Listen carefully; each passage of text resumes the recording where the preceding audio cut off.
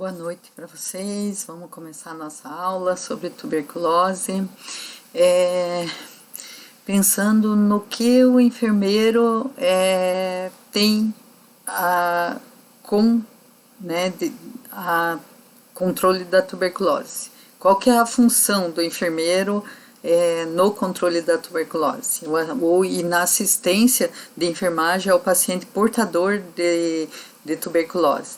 Então, o enfermeiro tem que ter um olhar de percepção quando um paciente está tossindo, né, numa sala de espera, numa fila, dentro da unidade de saúde, e ele está apresentando tosse. Talvez aquele paciente já foi, já voltou e ninguém pensou em tuberculose.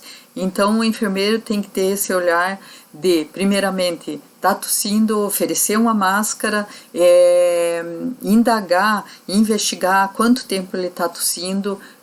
Se tiver secreção, ele diz que está escarrando, você vai oferecer um pote, colher material, né? Então essa é a ação do enfermeiro para controlar a tuberculose, para tirar esses casos positivos no meio da comunidade, né? E evitar novas transmissões. Então, para entender um pouquinho de tuberculose, nós começamos vendo o aparelho respiratório. Né? O aparelho respiratório é superior e inferior. O superior começa pela narina, laringe, faringe, a traqueia superior, e daí aqui já aparece a traqueia inferior, que se divide entre pulmão direito e esquerdo. Depois que da traqueia vai se dividir em brônquios, bronquíolos, né, que são mais fininhos ainda, e lá no finalmente da árvore brônquica nós vamos ver os alvéolos, e são justamente nessa parte mais oxigenada, mais cheia de O2 que o nosso bacilo de Koch, nosso Mycobacterium bovis, né, que é a micobactéria da tuberculose, gosta de ficar e fazer a infecção. Então, só para recordar como é que é a nossa árvore brônquica, vamos passar então a trabalhar um pouquinho os dados de tuberculose. Para conhecer um pouco dos dados epidemiológicos no mundo, eu peguei os últimos dados que aparecem oficiais de 2015, de um relatório da Organização Mundial da Saúde que apontava a tuberculose como a doença infecciosa mais mortal do planeta, que ela já superou em 2016 os números da AIDS, né? Então a tuberculose mata muito, né? Não vamos comparar hoje com a Covid, que é outra história, né?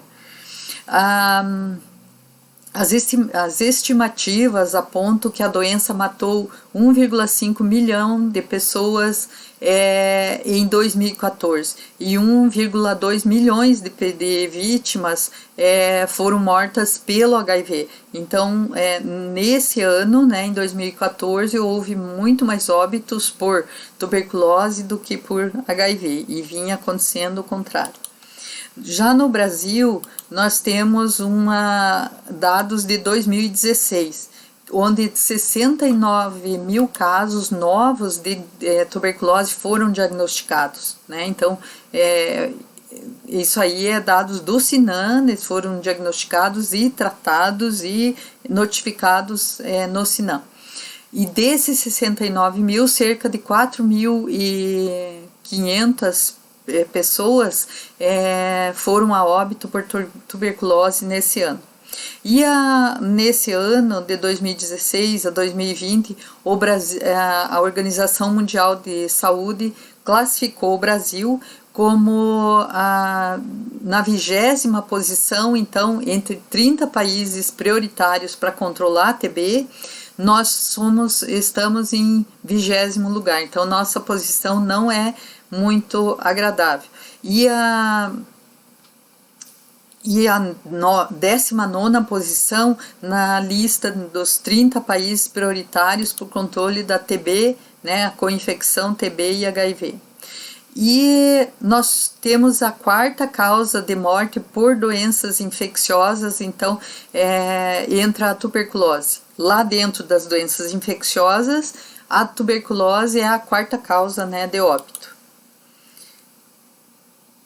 E entre as doenças infecciosas dos pacientes que foram a óbito por AIDS, com o diagnóstico de HIV/AIDS, a tuberculose foi uma das doenças oportunistas, então, que levou esse paciente a óbito. E para destrinchar um pouco, aqueles 4.500 pessoas do Brasil que foram a óbito em 2016, aqui está as formas clínicas que elas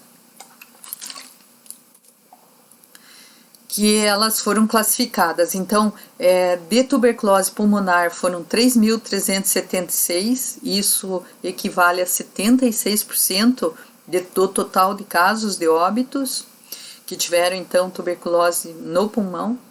As tuberculose extrapulmonar foram 668 casos, só 15%. Tuberculose no sistema nervoso 2%, em outros órgãos 1,6% e tuberculose miliar 4,9%, né? E se fechou os 4.500 óbitos em 2016 por tuberculose. Esse gráfico para mostrar para vocês por estado no Brasil, né, nas unidades federadas, quem que tem mais tuberculose, quem que está acima da média e abaixo da média aqui, né? Santa Catarina se enquadra aqui abaixo da média nacional. Nós temos aproximadamente 27 casos por 100 mil habitantes. Mas quem está pior? Olha, o estado do Amazonas com 74 pacientes por 100 mil habitantes. E o que nós podemos ver? Quem que está melhor? Tocantins com 9,5 pacientes por 100 mil habitantes. Quando a gente assiste os casos de Covid-19 no Brasil e que eles fazem esse gráfico, né, do Brasil inteiro, se repete a situação. Né, que o estado do Amazonas está já em colapso, o sistema de saúde, né, por causa dos casos de Covid, e o Tocantins ainda não teve nenhum, o estado do Tocantins não teve nenhum óbito por Covid, é lá, né, que nós gostaríamos de morar hoje. E é lá que eles também têm o menor número de casos de tuberculose. Então vamos falar um pouquinho da transmissão do bacilo de Koch ou do Mycobacterium tuberculosis, né, da Mycobacterium bovis. O principal reservatório do bacilo da tuberculose é o ser humano, apesar que há outros reservatórios possíveis, né, que são os bovinos, os primatas, outros mamíferos, mas isso em muito menor quantidade. Né? Vocês até já ouviram falar de casos de tuberculose em bois, né? Que daí os bichinhos são sacrificados, não pode se consumir o leite, mas há um controle, né, pela SIDASC em cima disso aí, mas é raro acontecer de ter um rebanho, né, contaminado por tuberculose. Agora, o ser humano é o principal, né, reservatório, então o ser humano doente de tuberculose é que é o reservatório do bacilo de Koch. E por que a gente chama de bacilo de Koch? Porque foi Robert Koch que descobriu então o bacilo da tuberculose. Ela é uma doença de transmissão aérea, né, por aerosóis, então a pessoa ao falar, espirrar, principalmente ao tossir, ela está jogando na atmosfera, está jogando no meio ambiente, então partículas que são aerosóis que contêm os bacilos e que vão contaminar pessoas, fazer novos casos de tuberculose. Uma pessoa sadia num ambiente contaminado vai inalar esse aerosol e que está disperso no ar e vai inalar e chegar até os alvéolos. Né? Chegando nos alvéolos vai ocorrer a inflamação, né? Aquele processo que vai ativar as células de defesa, que vão chegar lá para proteger o pulmão da infecção de tuberculose. E o que acontece aí? Uma vez que essas células são ativadas, leucócitos, macrófagos e linfócitos, eles chegam lá e vão fazer uma paliçada em volta do bacilo. Essa paliçada vai proteger, vai fazer a fagocitose, né, do bacilo, só que todas essas células vão morrer em volta do bacilo, e isso vai ser calcificado, né? E calcificando vai ficar lá para o resto da vida. Isso que nós chamamos de reação inflamatória, que é chamado de primo-infecção. Então, provavelmente nós, profissionais de saúde, já temos lá uma herançazinha, né? Uma primo-infecção causada pelo nosso contato com o bacilo de Koch. Depois disso, essa bactéria, se não foi conseguido segurar ela vai se espalhar pelo pulmão ou se alojar em outras partes do corpo, né, que por via hematogênica pode ir para outros órgãos, né, como o rim, como a pele, como o olho, como a meninge, ossos, e fazer tuberculose extrapulmonar, mas só em 15% dos casos. Vocês lembram que a maioria dos casos de tuberculose é pulmonar.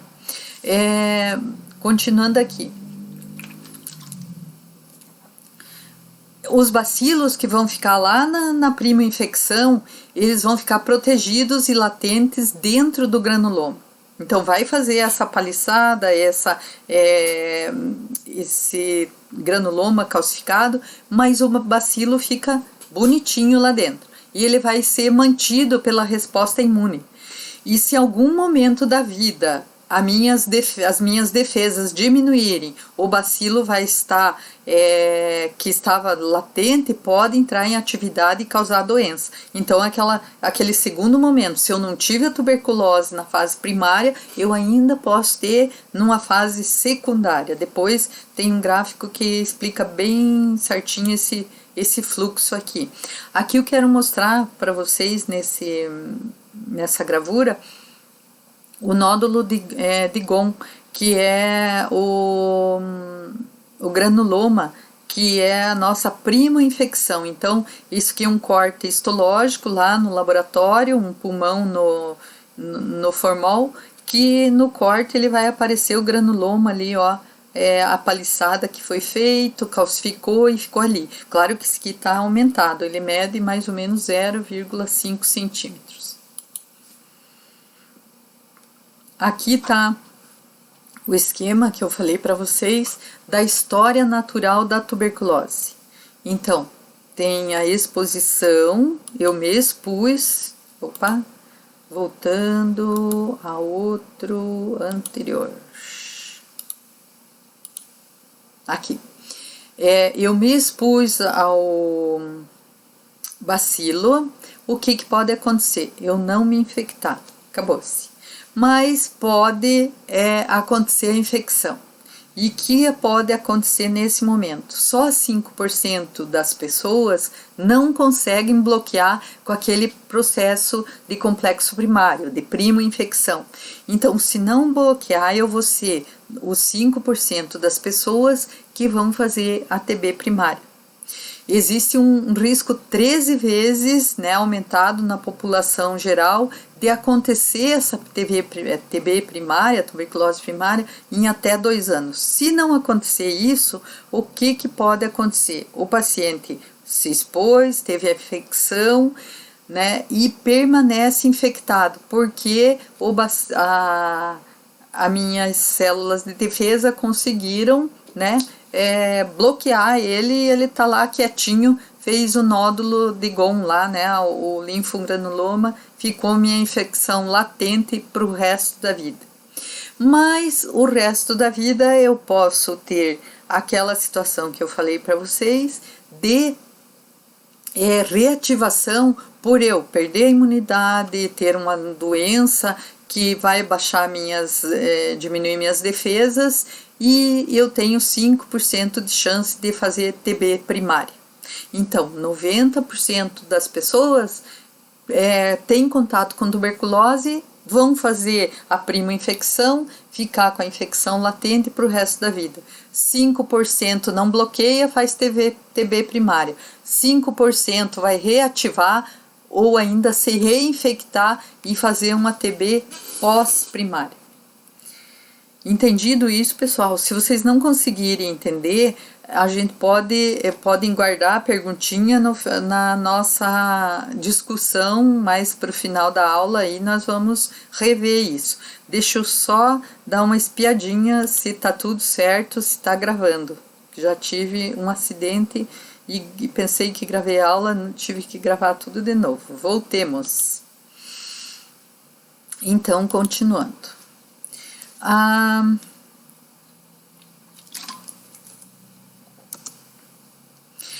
O bacilo de Koch ainda algumas características dele. Ele é destruído facilmente pelo calor, pelos raios ultravioletas, pela luz solar e por outras radiações ionizantes também consegue esterilizar o bacilo.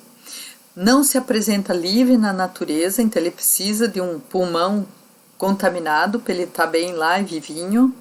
Ele tem baixa morbidade, quer dizer, ele adoece pouco. Vocês viram que de 100%, 90% não vai adoecer de tuberculose.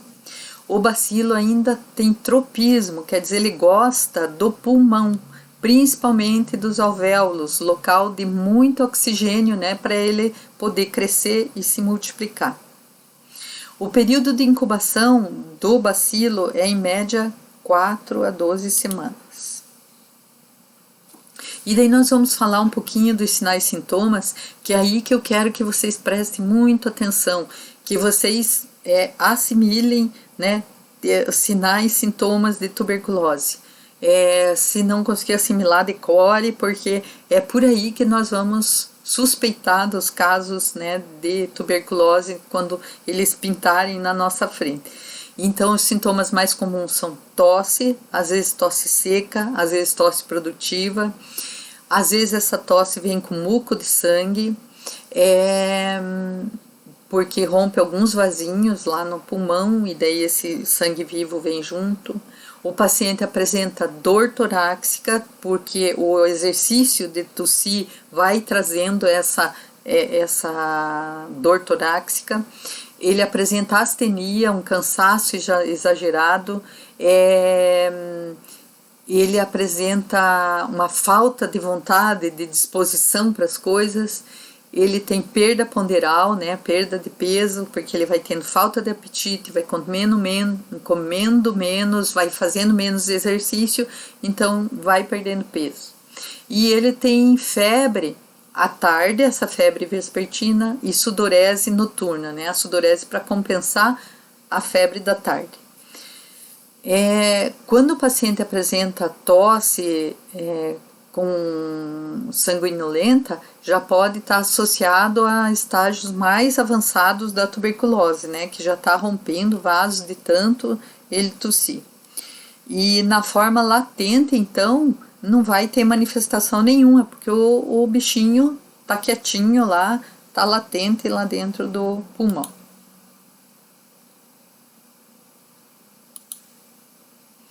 A febre, então, por que ela acontece à tarde? Porque a multiplicação bacilar tem o seu pico plasmático, então, pelas 11, 12 horas do dia. E aí ele vai apresentar essa reação de febre depois disso, que é à tarde. Então, às vezes o paciente percebe só um desconforto à tarde. A febre é tão baixinha que ele não está aferindo a febre dele, ele não sabe que está alta ou não, está mais que 37,5. Ou ele pode ter febre alta, pode ter calafrio, sem horários, né? Porque a disseminação tá hematogênica, né? No corpo inteiro, ou então ele não está fazendo uma febre exatamente à tarde. E a sudorese é uma resposta orgânica da febre, para compensar, né, a febre que teve, e uma resposta do organismo, e ela vai acontecer mais à noite. e a perda de peso vai ser proporcional, né, ao longo do tempo da doença. Quanto mais está demorado o diagnóstico, mais o paciente vai emagrecendo, às vezes pensa em câncer, pensa em outra coisa e o paciente não, ou o médico, a equipe não se toca de investigar a tuberculose.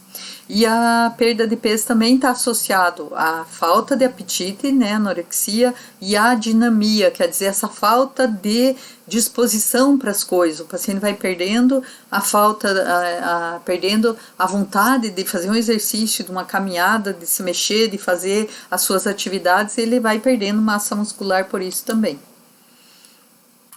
Então, quando que um paciente é suspeito de tuberculose? Quando ele tem tosse em qualquer período do dia, essa tosse pode ter expectoração, pode ser produtiva ou não. Quando ele tem expectoração amarelada, esverdeada, quando ele tem a febre à tarde, quando ele tem sudorese noturna, quando ele tem perda de peso, quando ele tem escarro com sangue hematóico, né? E quando ele tem, investigar se ele tem contato com um paciente com tuberculose. Então ele é suspeito de tuberculose quando ele tem alguém na família que tratou tuberculose. Ele não vai apresentar todos esses sinais e sintomas junto. A gente tem que ver os principais sinais, os característicos, a tosse, a febre, né, o emagrecimento, pensar em tuberculose.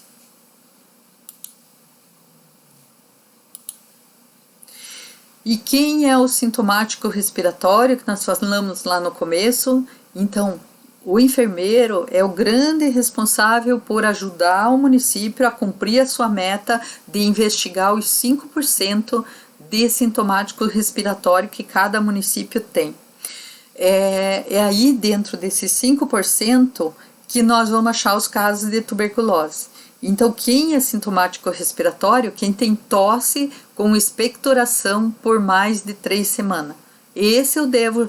Vem cá, vamos colher uma amostra, vamos investigar. Ah, não é tuberculose? Ótimo, mas eu excluí o diagnóstico de tuberculose, né? E aí vamos tratar outra coisa.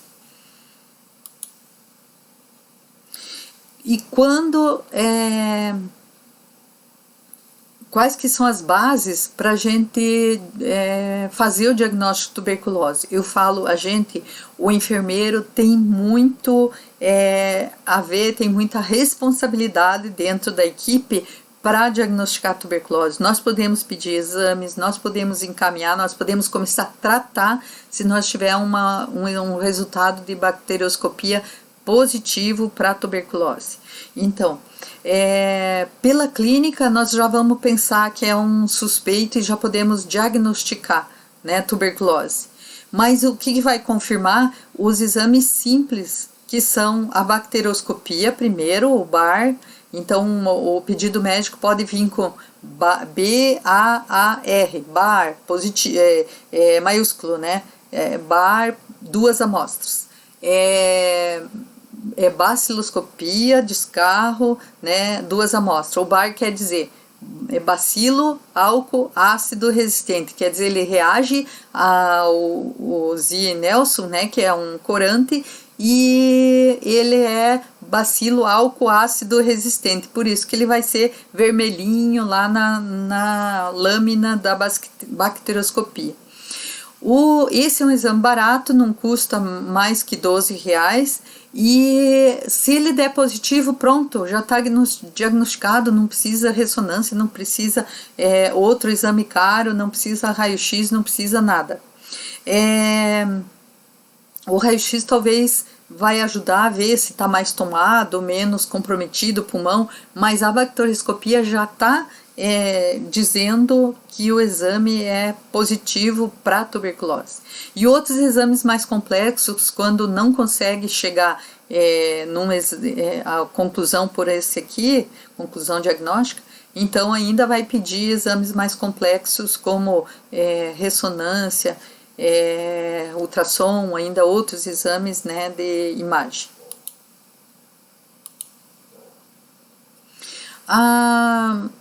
que tipos de tuberculose que existe, né? Esse slide ele tá trocado, ele já podia estar antes, né? As classificações, então. As formas tuberculoses pulmonares são 85% dos casos e 15% vai estar nesses tipos de tuberculose. Pleural, né, entre a pleura e o pulmão, ganglionar, que né, os seus gânglios pode ser na virilha, no pescoço, né, enfim, nós temos vários gânglios no corpo, e ela pode, o bacilo da tuberculose pode pegar um gânglio desse para fazer a tuberculose miliar, a meningoencefalite, que vai fazer a tuberculose na meninge, a tuberculose no rim, nos ossos e pode ser na pele, nos olhos, então qualquer órgão, né, do nosso corpo pode fazer tuberculose extrapulmonar. Mais raro, mas pode fazer. E voltando aos exames laboratoriais, nós podemos pensar de como coletar o exame de escarro para bacteriologia. Orientar o paciente que o melhor horário para ele coletar é de manhã, não quer dizer que se ele coletou de noite não pode fazer o exame, mas o melhor horário que ele vai sentir a tosse, vai acordar, vai ter aquela vontade de tossir, e então esse é o melhor horário para ele coletar.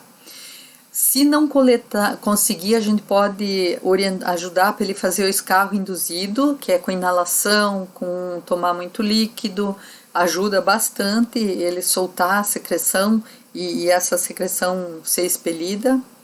Através da broncoscopia, que é um exame, faz biópsia e colhe um pedacinho lá do alvéolo para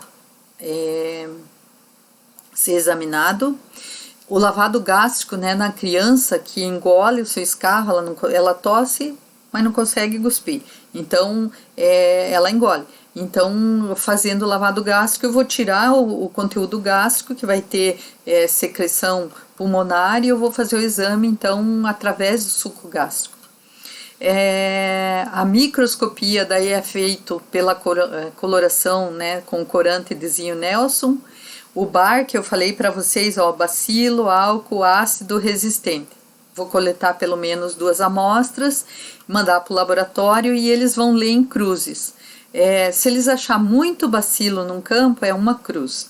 Pouco bacilo num campo é uma cruz. Se eles achar bastante bacilo num campo, é 2 cruzes. Se eles acharem muito bacilo em todos os campos, ele vai considerar que é um bar 3 cruzes. E a desvantagem desse exame é que não distingue outras micobactérias. Ele vai ler só vai achar bactéria para tuberculose, porque o corante só vai colorir os bacilos de Koch. E aí está uma lâmina no microscópio mostrando milhões de bacilo de Koch, né, da bacilo da tuberculose, coloridinho de vermelho, e tá aí na leitura da lâmina, então, da bacterioscopia. Alguns cuidados que nós podemos orientar para o paciente que vai coletar escarro, que assegurar que o material seja das vias aéreas inferiores, quer dizer que não seja só guspo, saliva. Pedir que ele tome muita água no dia anterior, e se ele puder dormir sem travesseiro, a gravidade vai ajudar que a secreção desça do pulmão e fique mais fácil dele tossir e ele expelir essa secreção. Realizar a coleta em jejum, de preferência, mandar para o laboratório 2 amostras de escarro, né, porque se não conseguir ler numa amostra, vai ler na outra, vai achar o escarro, e mandar, depois que coletar a amostra, mandar para o laboratório o mais rápido possível. E se não tiver como, pedir para o paciente colocar em gelo, colocar dentro de um saquinho plástico, pôr na porta da geladeira embaixo, porque ele tem que manter refrigerado para levar para o laboratório outro dia. E a cultura é quando eu não consegui achar o bacilo lá naquele exame de escarro na lâmina, na cultura, né, põe num meio próprio, que eles chamam de Lowenstein-Jansen, que vai crescer somente os bacilos para tuberculose. Então, é uma maneira, a segunda possibilidade de eu achar o bacilo e confirmar meu caso de tuberculose. E quando que é indicado fazer cultura? Nos casos suspeitos de tuberculose, mas as baciloscopias deu negativo. Então, eu mando para cultura. Pacientes que são HIV positivo, tem tosse, então tentar colher um escarro e fazer cultura. É possível que ele esteja desenvolvendo tuberculose. Nos pacientes que estão tratando e tiveram que começar o tratamento novamente, então em falência ou abandono de falência de tratamento porque deu resistente ou porque abandonaram o tratamento, então esses têm que fazer cultura também para ver se e fazer a cultura e o antibiograma para ver se eles estão sensíveis àquele antibiótico. E na suspeita de resistência, então vamos fazer a cultura mais o antibiograma para ver qual, que daí faz o teste de sensibilidade para os antibióticos, para ver se ele está sensível e a qual antibiótico ele está sensível. Aqui para mostrar para vocês como é que é o examezinho de PPD, né, o teste tuberculínico, ou ainda a técnica de Mantoux. Quando vem lá uma prescrição médica, PPD, né, é esse testezinho que se faz. Injeta 0,1 embaixo da pele e espera 78 horas e vai ler. E aí com uma reguinha, né, essa reguinha aqui faz a leitura da lesãozinha aqui. O que que deu? Se essa lesãozinha aqui tá aparecendo em vermelhinho aqui, medir de 5 a 9 milímetros, é um reator fraco.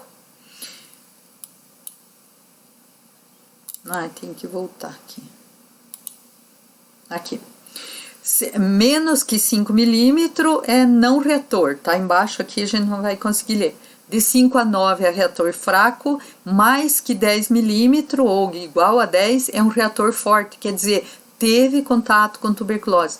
Por isso que esse exame ele não dá diagnóstico, ele só vai dizer assim, você teve contato com um paciente com tuberculose. Ele ajuda, mas ele não define.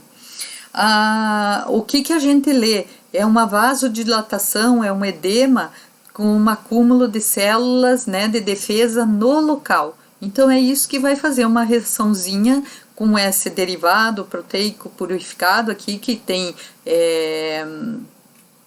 a tuberculina, solução de tuberculina, que vai dar um resultado dizendo você teve contato com um paciente com tuberculose ou não.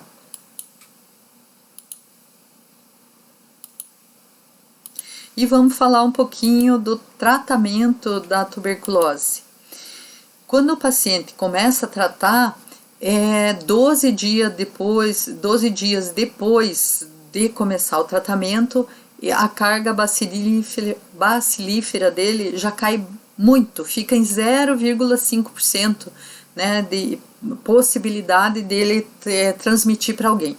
Então, eu não preciso ter medo daquele paciente que está tratando e realmente ele está tomando a medicação. Então, se já faz uma semana, esse paciente não está transmitindo mais. Mas até uma semana é bom que eu dê máscara para esse paciente e que ele use dentro da casa dele, onde ele for. De preferência, ele vai estar afastado do trabalho para não gerar novos casos, né? O objetivo do tratamento também é diminuir a mortalidade. A gente viu que ainda morrem muitas pessoas de tuberculose. É reduzir o período de transmissibilidade, uma vez que uma semana depois que começou o tratamento não transmite mais. É prevenir o adoecimento, né, de o paciente ficar sequelado, de ficar aquele paciente com sequelas respiratórias, porque demorou demais para descobrir e começar a tratar. E o mecanismo de ação do remédio dos antibióticos é tudo antibiótico, né? Os remédios de escolha para tratar a tuberculose. Então elas interferem no sistema enzimático e bloqueiam a síntese proteica do bacilo, não deixa ele se multiplicar, e aí vai cada vez menos vai tendo bacilo, e vai com 2 meses de tratamento já é possível dizer que eliminou quase toda a carga bacilífera do paciente. E ele é dividido em duas etapas, né, o tratamento.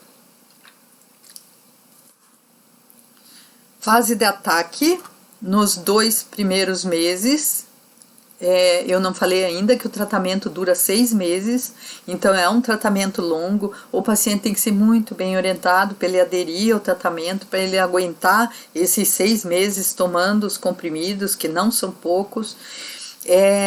Nos 2 primeiros meses o paciente tem uma boa melhora e ele tem uma vontade louca de parar com a medicação, né? E aí é onde ele pode fazer a tuberculose com bacilo resistente, né, ao tratamento. E os outros 4 meses são fase de manutenção, vai pegar aqueles bacilos resistentes que ainda não foram debelados aí nos 2 primeiros meses. Então eu tenho que trabalhar muito com os pacientes a regularidade no uso das drogas, né, que ele tome de preferência de manhã, que se ele não consegue tomar em jejum, mas que ele tome o café, logo em seguida ele toma a medicação, que ele evite o abandono, começa, orientar para o paciente, para a família, a questão do perigo da resistência, né, das drogas. Então isso ajuda o paciente a se conscientizar da importância, né, dessa sequência no tratamento. E os esquemas, tem esquema 1, 2 e 3. O esquema mais usado para o caso novo, o paciente novo, tuberculose, é esse esquema 1, que é a rifampicina, a isoniazida e a pirazinamida. A pirazinamida é só pelos 2 primeiros meses, daí nos outros 4 meses toma essas outras 2 drogas. Então dá uma diminuída no número de comprimido logo no 2º mês de tratamento, no final do 2º mês. E aqui só para mostrar para vocês os antibióticos como eles eram, sozinhos, e o paciente tinha que tomar todos eles. Depois, há uns 4 anos, 5 anos atrás, eles foram transformados numa dose única, né? Num comprimido único, né? Todos os antibióticos estão nesse comprimidinho. Só que o paciente tem que tomar 4 comprimidos, dependendo do peso dele, 4 comprimidos ao dia. Então, o etambutol, pirazinamida, isoniazida, rifampicina, então tá tudo aqui, num comprimido só. Aqui para mostrar para vocês a fase de ataque, 1º e 2º mês, e a fase de manutenção até o 6º mês, que é para pegar esses bacilos resistentes aqui, persistentes, né?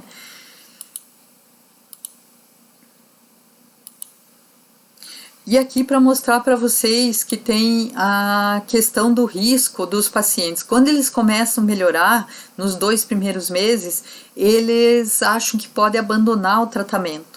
E aí, principalmente os pacientes alcoólatras, eles têm uma vontade louca de voltar a beber e eles acham que já estão curados, eles ganharam um pouquinho de peso, deu uma diminuída na tosse, eles estão melhor, a anemia já deu uma diminuída, então eles acham que podem abandonar o tratamento. E aí é o grande perigo desses pacientes formar as colônias resistentes, né, ao medicamento e ter que partir para um medicamento ainda mais agressivo. E a prevenção, vamos falar um pouquinho da prevenção da tuberculose.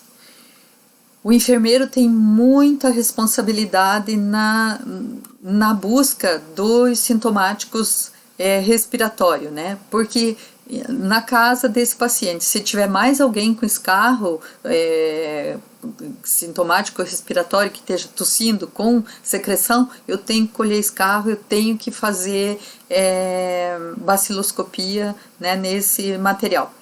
E o raio-x de tórax, então, o médico que vai pedir para esse paciente e para os familiares que não têm escarro. O teste tuberculínico, se o médico entender que isso vai ajudar, vai fazer também para os contatos. E a vacina BCG para aqueles que não têm a cicatriz, ou tem criança que ainda não tomou, ou menores de 5 anos que precisam tomar uma dose, vai encaminhar. A quimioprofilaxia para quem que é indicado? Quer dizer, quem além do paciente vai tomar medicação para não ter tuberculose. Os comunicantes menores de 5 anos que não forem vacinados. Se tomou a vacina com DBCG, não precisa fazer quimioprofilaxia.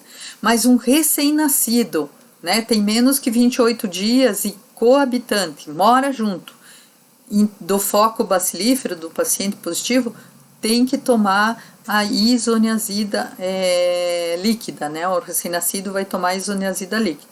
O adulto, se tiver um contato dentro da casa que é HIV positivo, vai tomar isoniazida comprimido por 2 meses para fazer também a quimioprofilaxia, para evitar de ter tuberculose, de desenvolver tuberculose, né? Uma proteção. E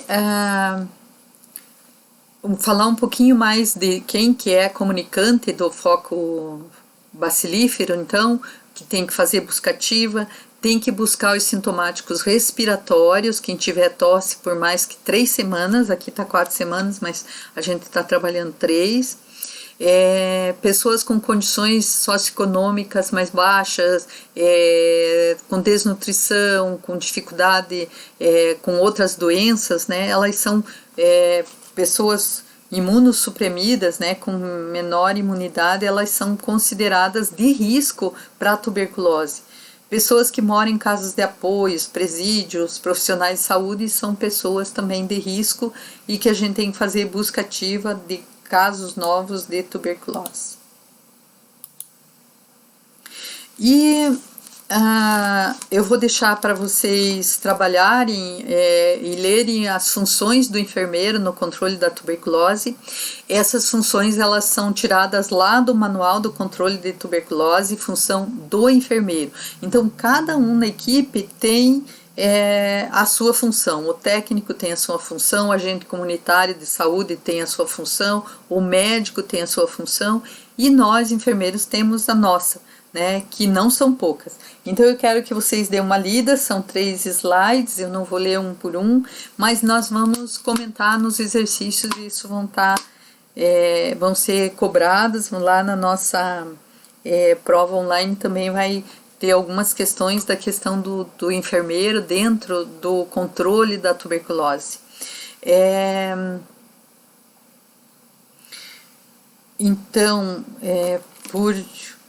por agora é isso, daqui a pouco a gente se encontra então para discutir o exercício do assunto, né, do conteúdo, e vamos discutir um pouco da nossa função dentro do controle da tuberculose.